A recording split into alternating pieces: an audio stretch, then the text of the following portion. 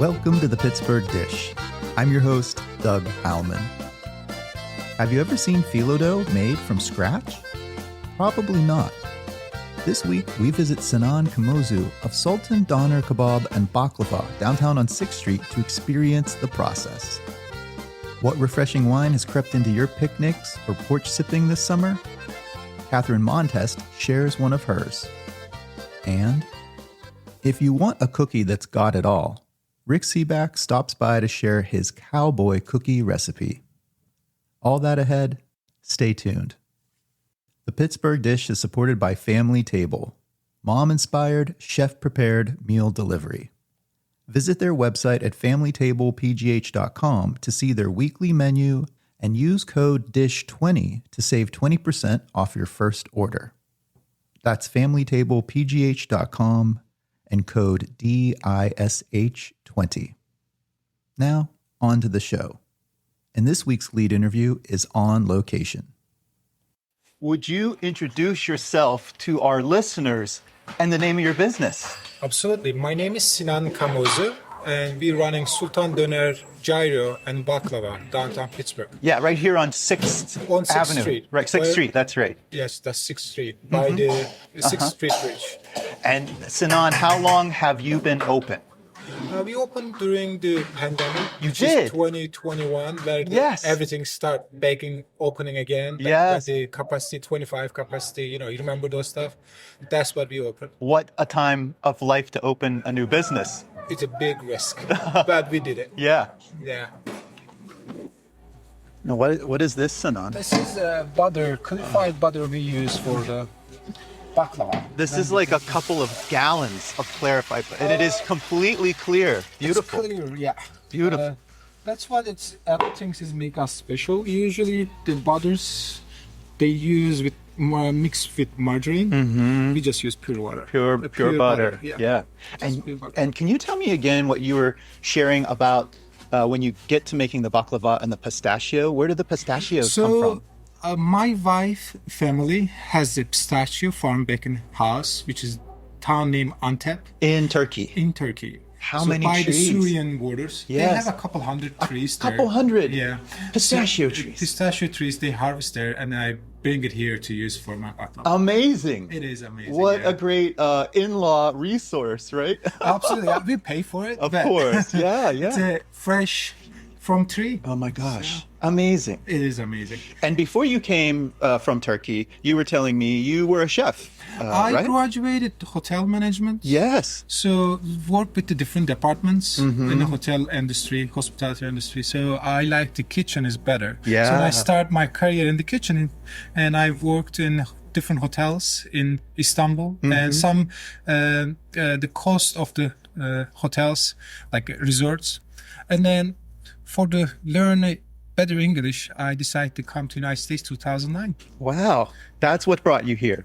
That's why I came here. Yeah. I want to explain my foods when I'm cooking to my guests. Usually my guests in the hotel industry is like Europeans or Americans. Yeah. So they were watching and asking me a bunch of questions I can explain. So I was like, I should better learn English. Yes. That's why I'm here. And when you were working in those coastal hotels back home, you were telling me off microphone that one of them was sort of like an open window concept, like an open kitchen, and that's Yeah. why they would ask you so many questions. So I had a work in a hotel in Istanbul, has a open kitchen with Yeah. the windows. The guests can see us when we Yeah. are cooking and preparing our foods. And you love that now here I at have the Sultan same Döner concept. Gyro. Yeah. I like it that way. People more comfortable and they can see everything happening in front of their eye, and all the delicious seasoning, adding your skills and fresh products. They seeing it, so it's a quiet experience. I want to continue doing the same thing. Yeah, that's what you're doing right here. Out front, we can Exactly. see the doner spinning. We can see you making the fresh pita this morning, the Turkish pita. Exactly. It's delicious, and I can't explain it, but it's different than any other pita that I've tasted. There's a taste to the outside of it that reminds me of like a childhood memory for me of like a soda cracker, or oyster crackers. It's great, but it's still soft and pillowy inside. So what I tried to make that pita. So my mother, when we were little, she was making a bread from the oven, stone oven, and it's remind me here with the like pizza crust. Yes. So I try to do the same thing. I get the crust, make a pita, then I can fill with my delicious meats in it to serve. It still puffs. It's beautiful. That's what it's supposed to be. Yeah. So It good. has an opening space in there Yeah. with the softness, and you just fold in.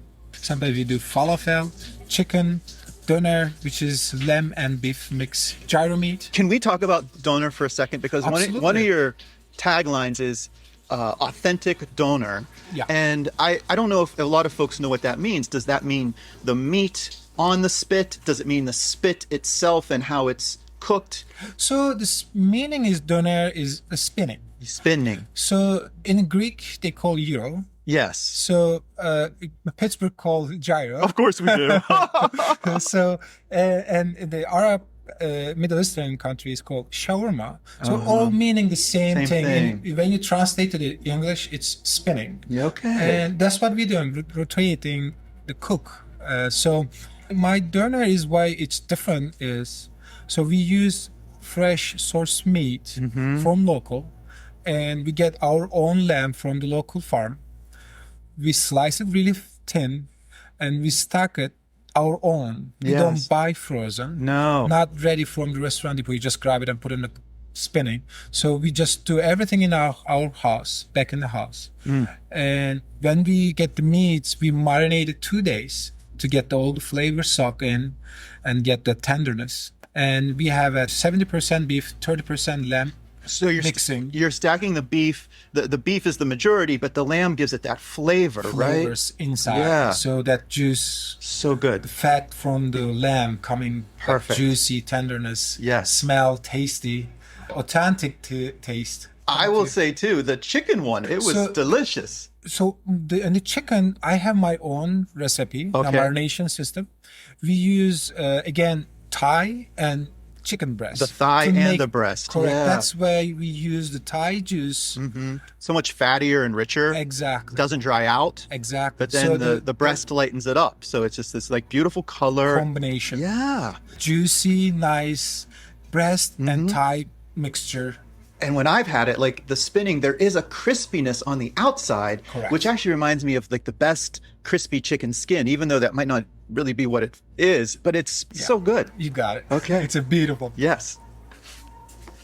So we've moved to the back. This is where you make phyllo. I make my phyllos, dough, bacon in this backside. You insisted that I come back I to your did. restaurant to see how you make phyllo, because you were telling me that this is not something people do. Yeah, this is one of a kind. Nobody does that other than us. Yes. So you getting the phyllo doughs from the chefs, the grocery places. This Usually is frozen, how they, right? How they make. So Yes. You're make doing it from scratch. from scratch. The flours came from Turkey because there's some constants like it doesn't have the flours in here. So we bring the flours from the back of the house. The machine, I bring it from the Turkey. So This is an incredible looking machine. It has rollers, and you were showing me that the rollers get hot. So even in the back, there's a cooler, and then there's a whole other device there to keep the rollers cool. So you get the perfect exactly. consistency. The sheets are paper thin. Exactly. So the really important that the beams when they circling, when they're taking the phyllo out, it's get heat and warmed. Yes. So if it get too warm, the phyllo is gonna cook and dry. Oh my So gosh. that's why they put a chiller inside. I see. To make the cool the beams with the cold water circling in there, then continue getting the same dough from beginning to end. All right. Well, let's let you go because I know Let's you do want to it. get started. Yep. Would you like to see the dough? Yes. It's to give our listeners a visual. It's quite crumbly. I'm surprised at how Less water. less water than you It has to be expect. like tough, like a pasta. Yeah, almost like a meal, more than a. We don't have a ball of dough. Which, no. Not at all. It's like scrambled. Yes, Little like- tiny pieces. Yes. So now I'm gonna set up my machine to run it. So then we're gonna see in a soon the phyllos coming out. All right. I'm going to take some pictures too. Absolutely. Okay. So right now he's about to drop some of the dough into the hopper. We're in a temperature controlled room where he also controls the humidity, so he gets that perfect consistency of that paper thin phyllo dough. Oh, here we go. Okay, so Sinan has turned on the phyllo dough machine, and it's beautiful. Like this wide ribbon, you can actually see your hand through it, and there's this continuous sheet. You can tell he's done this probably hundreds of times. Like I used 2 tons flours already. Oh, 2 tons. Since I bring this machine here. And how long have you had the machine?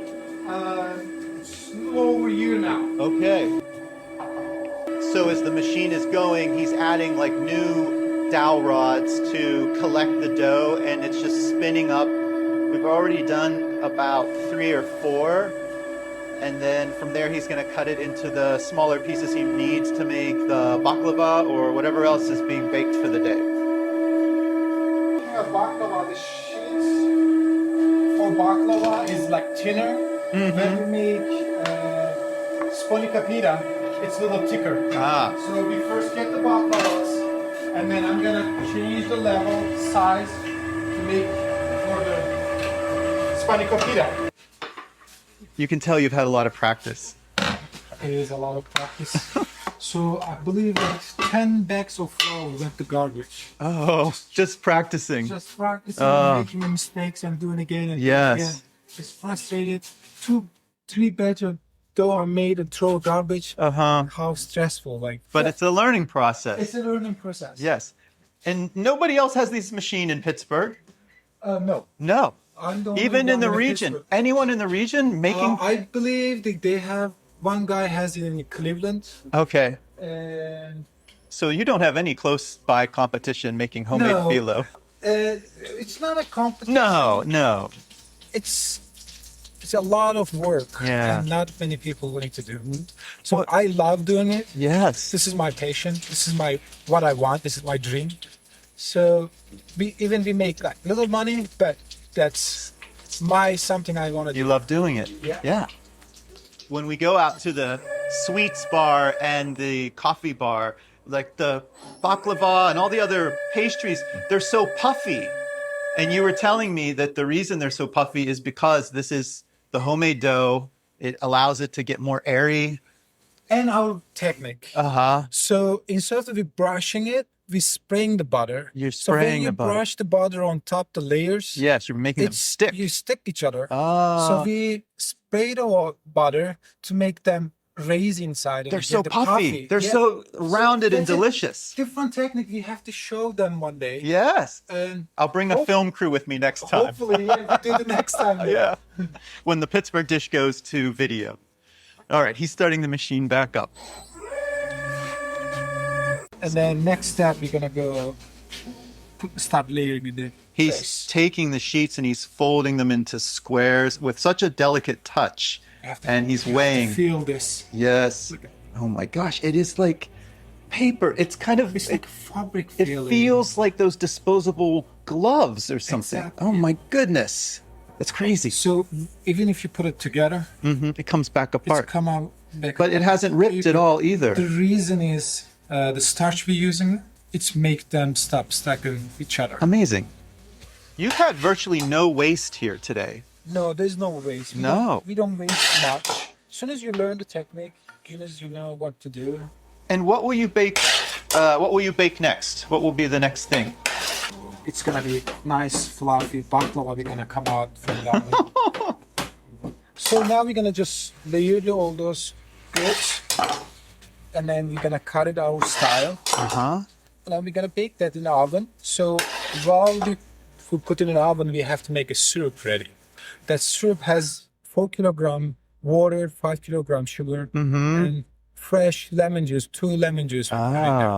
We use 2 lemons to get a juice. That is your sweet syrup. Sweet syrup, and it has to be reached to some temperature. Yes. So I'm not good with the Fahrenheit. I will give you the Celsius. No, that's okay. So we reach to 112 Celsius when we're boiling.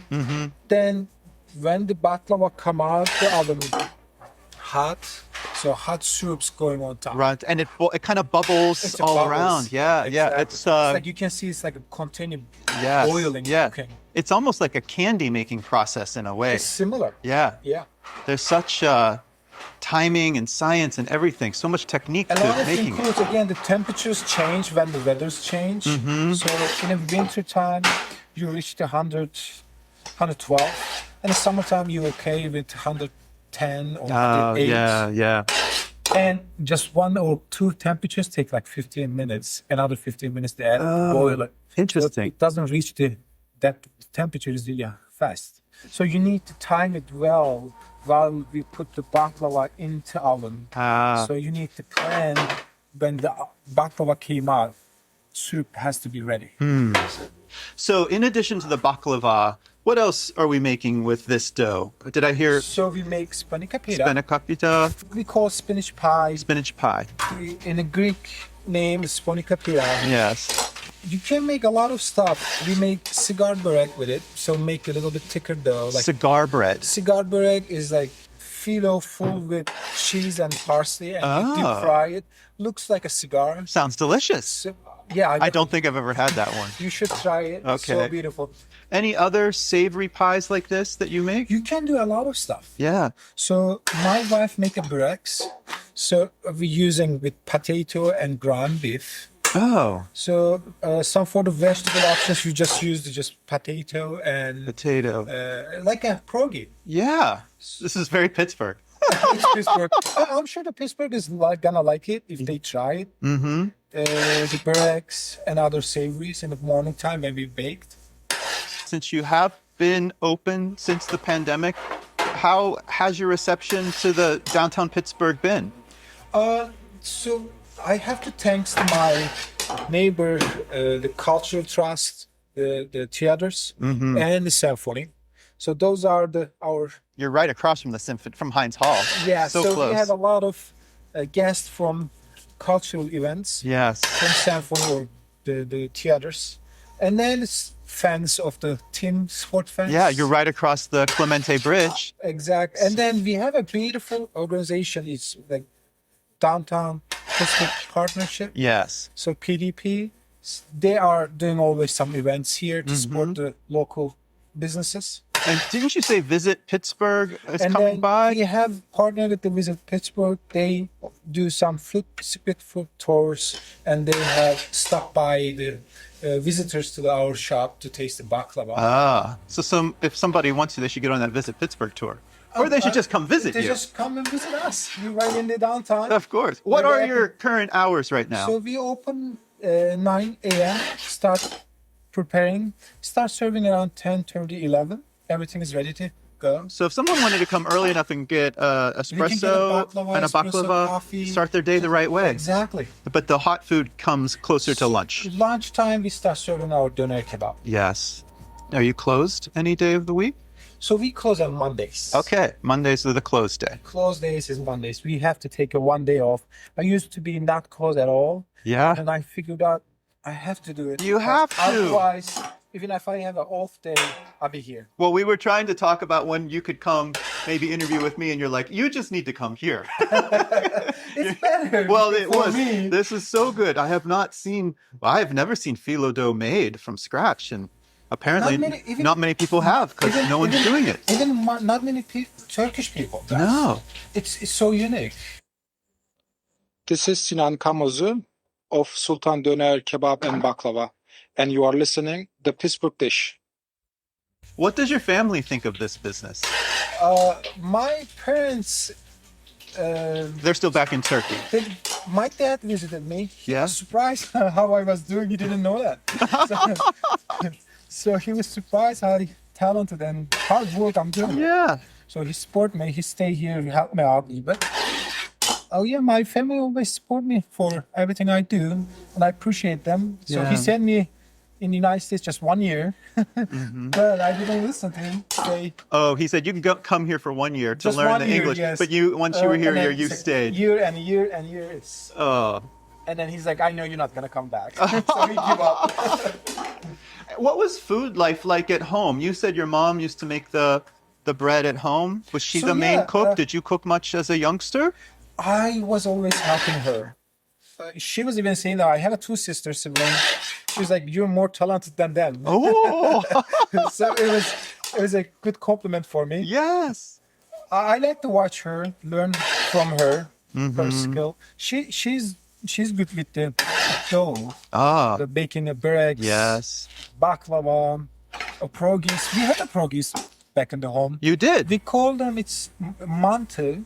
Manta? Yeah, it's she's stretched the phyllos and then make a filling with the potato and caramelized onion mixed. Oh, delicious. So filling with it and then cooking on the boiling hot water, giving some butter, melted butter on top, and we were eating it. That's very close to a pierogi. Probably thinner.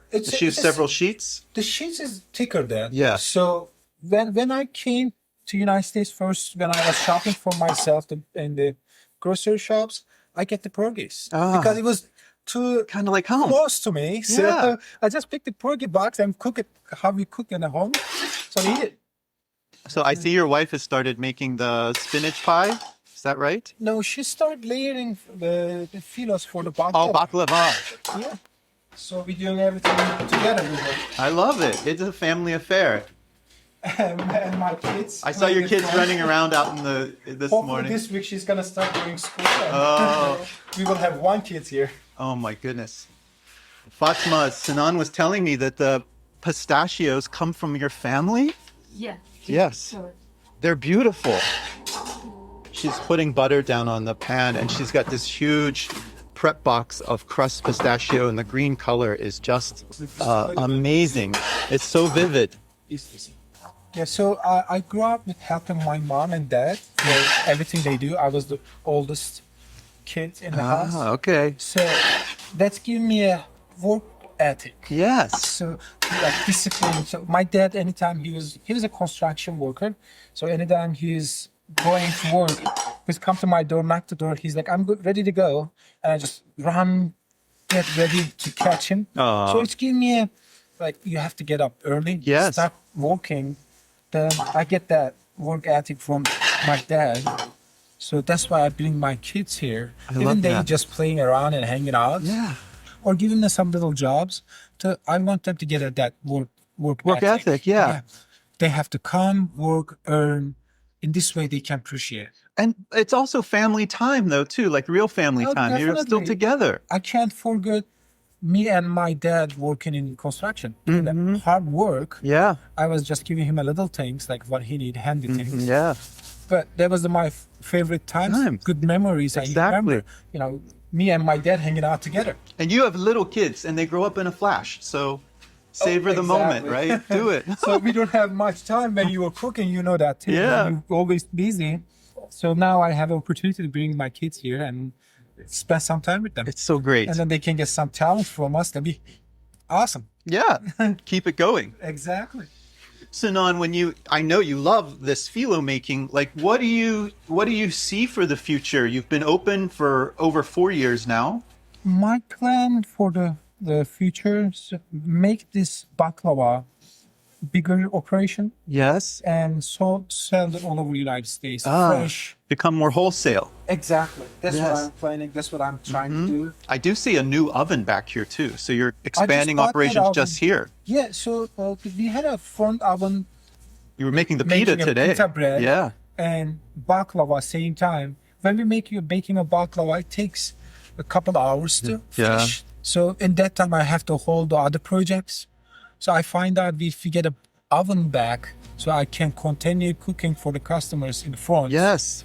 and not bother at all and bake baklava in the back. And you were also telling me you bake twice a day because you bake pita in the morning, So- but then you also bake it later in the day because you want it to be fresh. Is that right? That's what we're doing. So instead of making a all pita for day in the morning, I serve for lunch and then I do for the dinner. You do another baking batch And I for do dinner. batch for the dinner. My so in goodness. this way, my customers get always fresh and soft pita bread instead of just cold and dry. I love it. It's so delicious. So when we first make our doner kebab, I grab a sandwich from the traditional pita bread, make a sandwich and eat it, it didn't give me a quite taste I wanted to be. Yeah. So I decided to buy an oven to make my own pizza bread. All of the breads, all of the phyllo, all of the sweets are all being made here. The doner is all being marinated. You were telling me too, you always have backups because everything takes 2 days to marinate. So you're like, I've got Exactly. backups upon backups. Especially our location. Yeah. So I have few restaurants I know in New Jersey area. They are easy to reach the resources. Yes. Because they are bigger and where everything's happening. So we are like a little bit inside the United States. Things is a little hard to reach. So I have to have a backup plans for everything. Yeah. So backup meat source company, backup butter company, backup flours company. Oh my So you gosh. have to have a plan B, even plan C. Although you have to source those ingredients, any other folks in the area that you've become friends with that also own restaurants? So you must know that there's a nice French breakfast place in Shady Side. It's Cafe Moulin. They are my friends. We came the same time here. He's really a hardworking, good businessman. You were also telling me about Jillian's, right? You just met the folks at Jillian's. The Jillian's, they're so sweet. Especially the chef orders from us, and his wife. He was busy. His wife come and pick it up. So and it's supporting our business all the time. Like you were telling me before we recorded that coming here, it felt a little harder, a little closed off. But now you know more of a network of other restaurateurs and folks in the food industry. So when we start looking to start our own business, the Pittsburgh community is really close, and people tight-knit. seems like everybody know each other. Yeah. So if you don't know the right person, it's kind of a little tough to get in because they don't know you. Yeah. So what is your skills? You're new here. That's why I think the pandemic give us an opportunity to find a location to start, because everyone is closing. It was a risk for me to get in, but I did take it that risk. And now It panned out. It turns out beautiful, and I met wonderful Pittsburghers who helping me out for like growing. As our friends Ellen, she came and make a video and just posted on her social media. This is our friend Ellen Kotzen of Pittsburgh Hills. People might know her from that. Exactly, Pittsburgh Hills. She's amazing. She came here once in a while. When she was around here, always come and dine and try to support me. And then she make a video and post it. And that's helped me a lot. And then we have Hal Klein, who works in Post Gazette. So, he came write a few articles for us. So he see the potential of the business that time. And that's really helped you kind of with that beginning start. 4 years later, how does it feel being part of the community? So now my guess is they know when they come into downtown, they're going to stop by the Sultan. Our beautiful neighbor, the Symphony Cultural Trust and PDP, Hal Klein, and then Pittsburgh Hills, they shared us, and then people start knowing us. I love that. So I think it's gonna be now easy to reaching my manufacturer goal in the future. So that's what's next, is that wholesale goal. Yeah. I don't know when it's gonna happen, but I'm working on to get nutritional facts labels for my baklava, my phyllo, and my pita breads. And we're gonna make a Turkish flatbread. So we're gonna make that in factory. You try to give, hopefully, that's what my biggest goal, give the giant eagle. Well, we might know some people. We'll have to talk to Giant Eagle. That'd be helpful. So I'm gonna try to reach them out, show them my products, and then hopefully you can get from your local Giant Eagle store my fresh baklava. Sinan, I love that. That's my goal. That's what I'm gonna do. Hopefully we're gonna make it. I think you will. So, Sinan, before we end today, could you remind everyone of your social media handle? I know you guys are active on Instagram, as well as your website. So they can reach out us Sultan Döner Kebab Pit.com, our website. And Sultan Döner Gyro in Facebook, if they write it there, they will see it. Us in Instagram, same thing. Sultan Döner Gyro. Your wife is very active on there, and I think she likes the Pittsburgh dish. She likes everything I post. She follows everybody. She tried to post our foods. You do a great job. She Yeah, doesn't want to be on. Without her, I don't think I can reach this point. Oh, Having a strong wife next to me. yeah. So You guys are partners in this. we are partnered on everything, Yeah. life. So I appreciated her standing with me. She just always with me. Oh, she's busy here over in the corner making pies, so she's not talking too much. I have one final question for you. The name of the show is the Pittsburgh Dish. Okay. What's the best dish you've had to eat this past week? So, not gonna lie, I eat best Döner Kebab in our restaurant. That's my favorite dish. And my chef, he start doing bowl with the doner and Serving rice it in a bowl with rice. That's my favorite because he make a nice hot sauce, homemade hot sauce. Ooh. Serve with rice, meat, lamb gyro meat, some salad next to it. Sounds with the pita delicious. bread. That was my best dish. Best dish. You're here 6 days a week. It should be.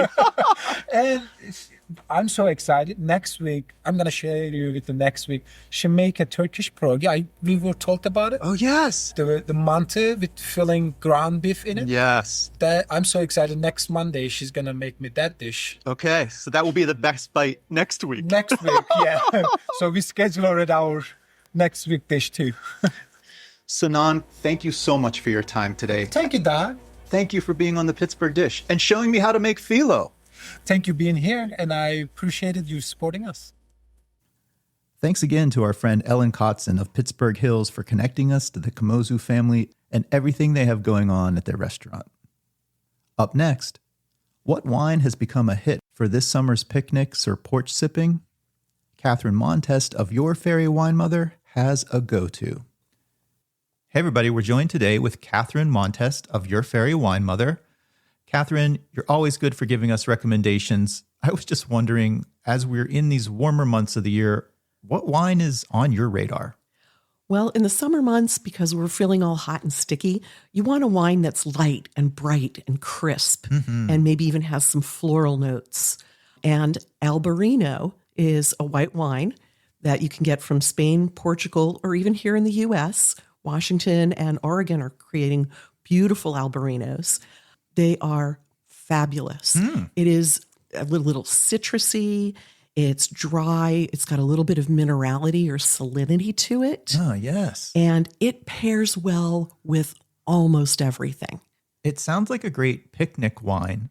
It really is. If you're eating any kind of seafood, it goes great also with salads and all kinds of fresh vegetables. You know, really a lot of the way you want to focus on eating during the summer That's when right. you're not at a barbecue. Yeah. I think I've picked up an Albarino before. And part of the things that I liked about it was that sort of easy drinking and easy pairing with whatever your picnic food of the moment is. It's just such a food-friendly wine, but it's not a food-only wine. It can really stand on its own as a porch sipper, if you will. Oh, well, we love that. Absolutely. So Albarino is on your radar for this summer. You bet it is. Thanks, Catherine. My pleasure, Doug. You can learn more about Catherine and her services at her website, yourfairywinemother.com. When we last talked with Rick Sebak a few months ago, he brought the most delicious cowboy cookies. Since then, he's been busy with his next episode of Lucky to Live in Pittsburgh, which features the Weirton Chicken Blast, the Lenten Fish Fry at Community Kitchen Pittsburgh, and one of my favorite spots, Bottle Rocket Social Hall in Allentown. And even though he's been hard at work, we were able to catch up and finally get that cowboy cookie recipe. Hey everybody, we're joined today with Rick Sebak of WQED in Pittsburgh. Rick, when you were on the show, you gave me a present, which I'm so flattered. It was your cowboy cookies, and they were made with the different ancient grains from Weatherberry Farm. We've had a couple people ask, so I was just wondering, could we go through that recipe a little bit more? Yeah. In fact, I sort of know it by heart, I think. I mean, and it's funny, I've been doing them often now in Chris Fenimore's kitchen at WQED because there's a double oven and I can do 4 trays of cookies at a time. That's a nice oven in there. Yes. So I usually take 2 sticks of butter and I do a cup of brown sugar and a cup of white sugar, put those together and then add 2 eggs, sometimes 3 eggs if I have them. And Chris told me, I remember he said, let that run for a while. It's Yes. always better to get more Whip air it up. in. Yes. To get more air in at that point. And then you start the dry things. And I used to use all-purpose flour, and you still could, 2 cups of all-purpose flour. But on these cookies that I've made most recently, and I love, I've been using a cup of spelt flour and a half cup each of emmer and einkorn flours, which I got at Weatherberry Farm. I just like the way they taste. They were delicious. Yeah. They were almost like I felt very healthy eating these cookies. good, yes. Yeah. So then I add those flours. Then after that's incorporated, I usually add a ton of alcohol. Oh. I take a healthy tablespoon of my homemade vanilla extract, which is just vanilla beans. I learned to do this during the pandemic when vanilla was so expensive. Yes. If you buy the grade C vanilla beans, you can put them in bourbon, you can put them in vodka, whatever, and make your own. And what do you do, bourbon or vodka? I did both. Okay. And I have a little of each left. So I do that, and then I do some Maggie's Farm rum. Yes. And usually a tablespoon of Grand Marnier, just because I love Grand Marnier, and a Wiggle whiskey, because Weatherberry helps start a bourbon at Wiggle as well. So, and it's something Valley. I can't remember off the top of my head. Oh, I love these Pittsburgh connections, Yes, though. yes. And I was surprised that, Weatherberry had something to do with a bourbon that started at Wiggle. So that's like 4 or 5 tablespoons. My mom's recipe never called for booze. And I think for a long time, the vanilla extract was it, 1 tablespoon of vanilla extract. Yeah. But now I put 4 or 5 tablespoons of some kind of alcohol in the cookies. And then this is the only probably unexpected. I still use a cup or 2 of crushed Frosted Flakes. Oh. My mother's recipe says use any cereal that's in the cupboard. Way to use up old cereal. But I do that. I still put some crushed Frosted Flakes in, but then I used einkorn flakes and rolled spelt. Okay. You can also just use rolled oats. And in fact, they make rolled oats at Weatherberry as well. And that's what got me out there first was rolled oats. Then I put all that in. And then I add the fruits and nuts. And the ones you brought to me that day had a ton of things. I think you had blueberries and there was apricots. And actually, they that day did not have dried strawberries, which I try to get at DeLallo's and Jeanette. But they require it chopped up, and I didn't have the time to chop them up, so I didn't put strawberries in, dried strawberries. But apricots, blueberries, raisins, and ginger, a candied ginger, which like I the cut crystallized. up. Oh yeah. Then I just hope that the KitchenAid can lump all that together. And then my least favorite part of it all is just rolling it into balls. And then I put those in the fridge overnight. Okay. So that they are sort of solidified. Right. Mm-hmm. And then using Chris's ovens at QED, so I can do 4 dozen at a time.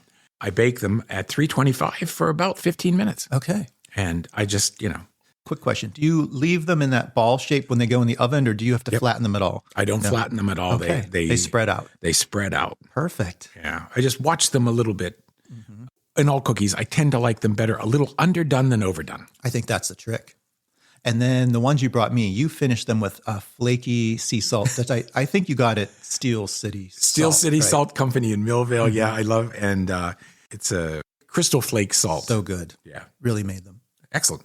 Rick, thanks for the recipe. Thanks for the cookies. And thanks for being on the Pittsburgh Dish. I thank you. Rick Sebak's latest episode of Lucky to Live in Pittsburgh premieres Thursday, September 4th at 8 p.m. on WQED. Do you have a recipe? Share it with us. Just visit our website at www.pittsburghdish.com and look for our Share a Recipe form. If you enjoyed the show, consider buying us a coffee for this episode or supporting the show monthly. You can find links to those options at the bottom of our show description. And if you want to follow my own food adventures, you can find me on social media at Doug Cooking. That's our show for this week. Thanks again to all of our guests and contributors, and to Kevin Selecki of Carnegie Accordion Company for providing the music to our show. We'll be back again next week with another fresh episode. Stay tuned.